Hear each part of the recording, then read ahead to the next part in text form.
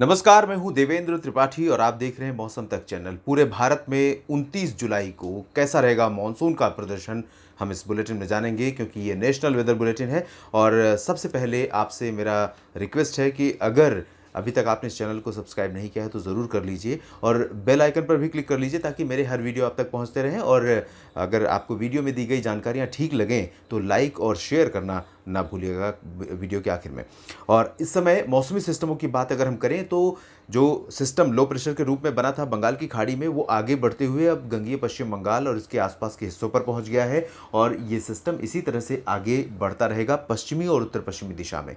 इसके अलावा offshore trough जो पश्चिमी घाटों पर बनती है, इस समय गुजरात से लेकर केरल तक एक्सटेंड हो चुकी है।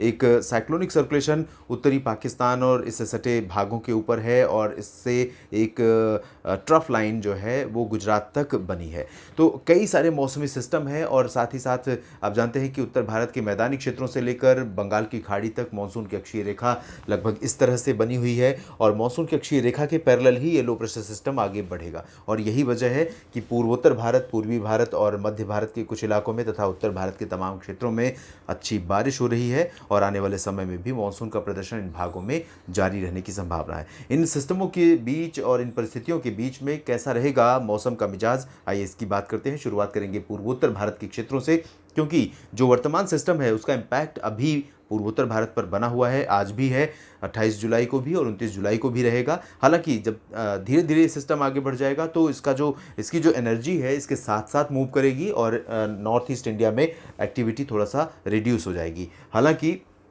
अगले 24 घंटों के दौरान यानी 29 जुलाई को अनुमान यह है कि असम, मेघालय, अरुणाचल प्रदेश, नागालैंड, मणिपुर, मिजोरम, त्रिपुरा, इन सभी क्षेत्रों में जो उत्तरी इलाके होंगे, असम, मेघालय, नागालैंड और अरुणाचल प्रदेश, इन सभी क्षेत्रों में ज़्यादा वर्षा की संभावना है। निचले जो राज्य हैं मणिपुर, मिजोरम और त्रिपुरा के, ये तीनों राज्य, इन भागों में अपेक्षाकृत इंटेंसिटी कम रहेगी, लेकिन इसके बावजूद हल्की से मध्यम बारिश के साथ कहीं कहीं पर तेज़ बौछारें भी कुछ समय के लिए गिर सकती हैं। गंगीय पश्चिम बंगाल के साथ साथ उप हिमालयी पश्चिम बंगाल और सिक्किम में आप देख सकते हैं कि इंटेंसिटी बहुत ज़बरदस्त रहने वाली है। अनुमान यह है कि अगर हम पूरे भारत में सबसे ज़्यादा इम्पैक्ट मानसून की अगले 24 घंटों की संभावना देखें तो सबसे ज़्यादा संभावना है गंगीय पश्चिम बंगाल, झारखंड, इससे सटा उत्तरी छत्तीसगढ़, उत्तरी उड़ीसा और दक्षिणी बिहार तथा पूर्वी उत्तर प्रदेश का कुछ इलाका। ये जो रीजन है ये पूरा बेल्ट विग्रस मानसून रीजन होगा अगले 24 घंटों के दौरान और इन्हीं क्षेत्रों में तमाम शहरों में मूसलाधार वर्षा हो सकती है। और झारखंड तथा गंगीय पश्चिम बंगाल में कुछ इलाकों में इस तरह से बारिश हो सकती है कि सामान्य जनजीवन भी अस्त व्यस्त हो सकता है। इसके अलावा बिहार में भी कई स्थानों पर मूसलाधार वर्षा होने की संभावना है और ये सभी जो रीजन होंगे इनमें 40-50 मिलीमीटर बारिश बहुत आम होगी, यानी हर अधिकांश जगहों पर हो सकती है। और कुछ इलाके ऐसे हो सकते हैं जहां पर 3 अंकों के ऊपर पहुंच सकता है बारिश का आंकड़ा, यानी 100 मिलीमीटर से भी ज़्यादा वर्षा रिकॉर्ड की जा सकती है। तो ये स्थिति यहाँ पूर्वी और पूर्वोत्तर भारत में रहेगी। आगे बढ़ते हैं और पूर्वी उत्तर प्रदेश से अगर हम उत्तर भारत की तरफ करें रुख, तो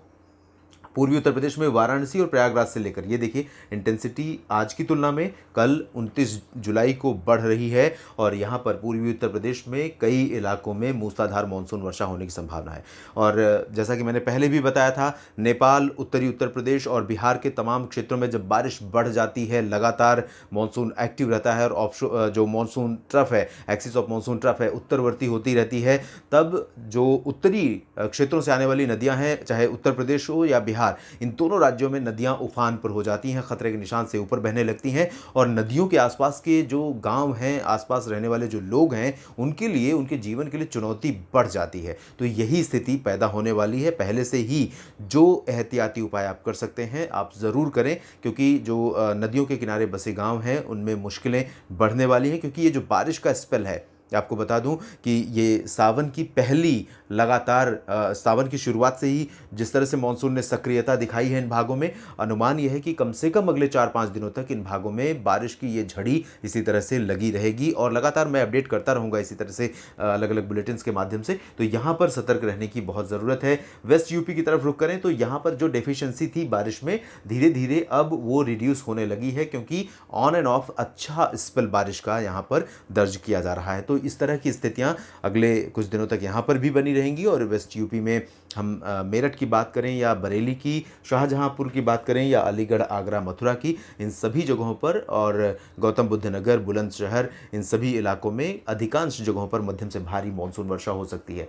साथ ही साथ उत्तराखंड पे भी मानसून का सक्रिय रूप रहेगा और यहाँ कई इलाकों में देहरादून से लेकर ऋषिकेश, हरिद्वार और अल्मोड़ा, नैनीताल तमाम जगहों पर मूसलाधार मानसून वर्षा होने की संभावना है। जो उत्तरी एक्सट्रीम हायर एल्टीट्यूड का रीजन है, केदारनाथ, बद्रीनाथ, यमुनोत्री, गंगोत्री, इन भागों में अपेक्षाकृत बहुत ज़्यादा बारिश नहीं होगी, लेकिन निचले इलाकों में ज़्यादा वर्षा होने की संभावना है, क्योंकि मॉइस्चर का जो इम्पैक्ट रहेगा नेपाल को पार करते हुए उत्तराखंड पर सीधे पहुंचेगा, तो यहाँ पर भी काफ़ी व्यापक वर्षा हो सकती है आगामी दिनों में।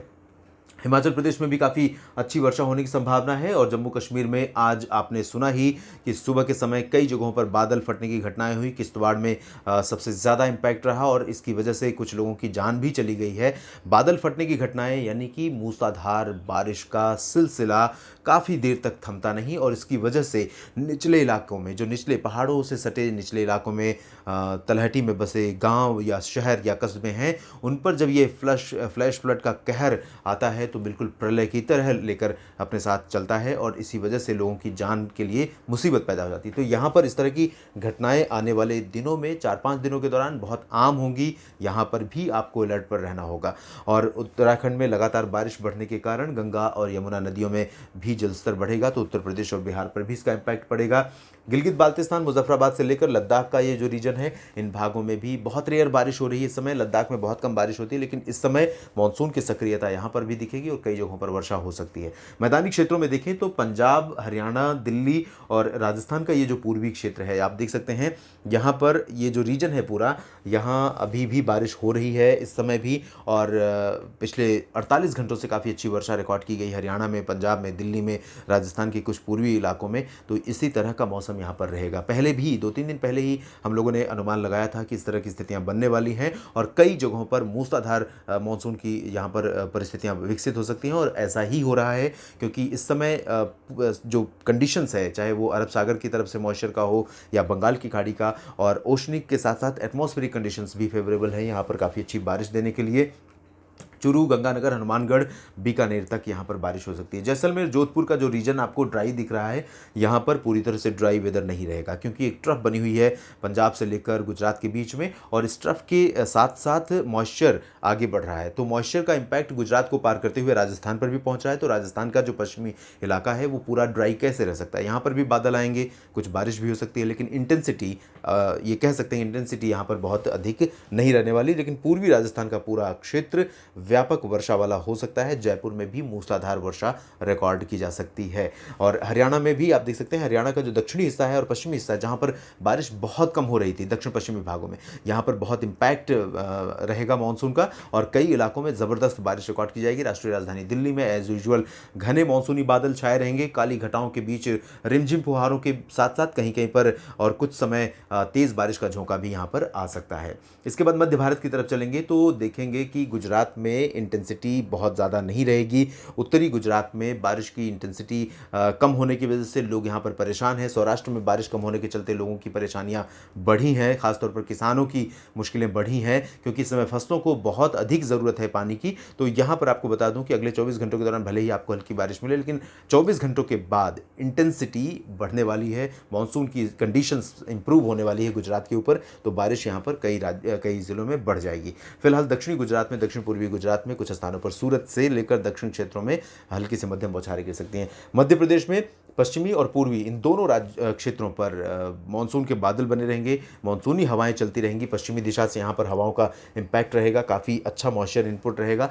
भारी वर्षा, जिस तरह की बारिश हमें उत्तर प्रदेश, बिहार, उत्तराखंड, हरियाणा पर दिख रही है, वैसी बारिश तो नहीं होगी, लेकिन ये कह सकते हैं कि जबलपुर, मांडला, बालाघाट, रीवा, सागर, सतना, पन्ना, छतरपुर, खजुराहो, इन सभी पूर्वी क्षेत्रों से लेकर ग्वालियर, गुना और विदिशा, भोपाल, होशंगाबाद, उज्जैन, इंदौर, रतलाम, देवास, धार, मंदसौर, खरगोन, इन सभी भागों में कई स्थानों पर वर्षा की गतिविधियां हो सकती हैं। मध्य भारत में छत्तीसगढ़ और उड़ीसा का जिक्र हमने शुरू में ही किया था, क्योंकि यहाँ पर इम्पैक्ट बहुत अधिक रहेगा और Chhattisgarh Orissa one of the rainiest state होंगे। जैसा कि मैंने बताया था, यहाँ पर सबसे अधिक बारिश झारखंड और पश्चिम बंगाल में होगी, तो उड़ीसा और छत्तीसगढ़ पर भी मूसलाधार मानसून वर्षा होने की संभावना यहाँ नजर आ रही है।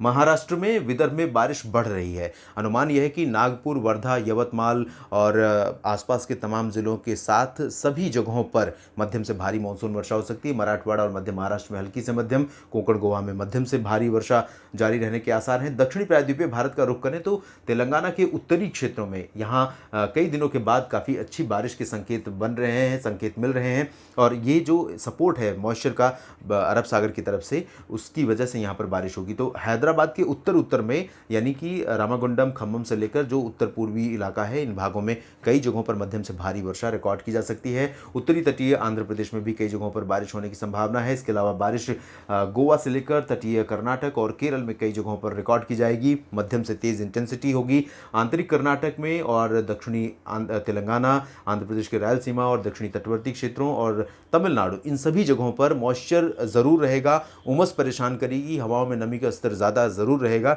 लेकिन ये नमी कन्वर्ट नहीं हो पाएगा बादलों में, यानी कि जो उन बादलों में जो बारिश देते हैं। बादल यहाँ पर आमतौर पर छाए रह सकते हैं आंशिक तौर पर, लेकिन बहुत इनसे उम्मीद नहीं की जा सकती बारिश की। लक्षद्वीप, पुदुचेरी से लेकर अंडमान और निकोबार द्वीप समूह में मुख्यतः अगर हम देखें तो उत्तरी भागों में अंडमान के मौसम ज़्यादा सक्रिय नहीं रहेगा, लेकिन दक्षिणी अंडमान व निकोबार द्वीप समूह में कई जगहों पर मध्यम से भारी वर्षा हो सकती है। देश भर के मौसम पूर्वानुमान के इस बुलेटिन में अभी इतना ही। धन्यवाद।